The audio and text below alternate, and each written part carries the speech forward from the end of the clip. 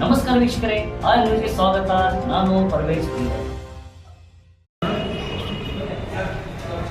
ಮುಂಬರುವ ಲೋಕಸಭಾ ಚುನಾವಣೆಯಲ್ಲಿ ರೈತರಿಗೆ ದ್ರೋಹ ಬಗೆದಂತ, ಮೋಸ ಮಾಡಿದಂಥ, ಸುಳ್ಳು ಹೇಳಿದಂಥ ಬಿಜೆಪಿ ಪಕ್ಷಕ್ಕೆ ಮತ ಕೊಡಬೇಡ್ರಿ ಅಂತೇಳಿ ರೈತ ಸಂಘ ಒಂದು ಅಭಿಯಾನವನ್ನು ಮಾಡ್ತಾ ಇದೆ. ಇದಕ್ಕೆ ಸಕಾರಣಗಳಿವೆ. ಒಂದು, ರೈತರ ಸಾಲ ಮನ್ನಾ ಮಾಡ್ತು ಅಂತ ಹೇಳಿದ್ರು ಮಾಡಲಿಲ್ಲ. ಸ್ವಾಮಿನಾಥನ್ ವರದಿ ಜಾರಿ ತರ್ತು ಅಂದರೂ ತರಲೇ ಇಲ್ಲ. ಫಸಲ್ ಬಿಮಾ ಯೋಜನೆಯಲ್ಲಿ ಭಾರೀ ಭ್ರಷ್ಟಾಚಾರ ನಡೆದಿದೆ.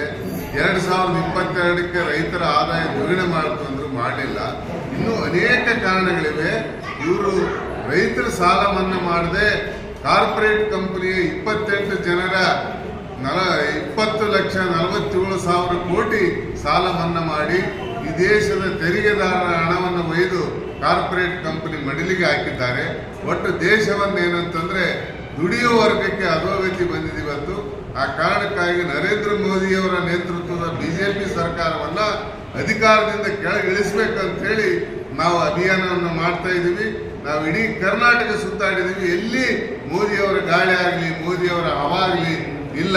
ಸ್ವತಂತ್ರವಾಗಿ ಇವತ್ತು ರೈತರು ಜಾಗೃತರಾಗಿದ್ದಾರೆ.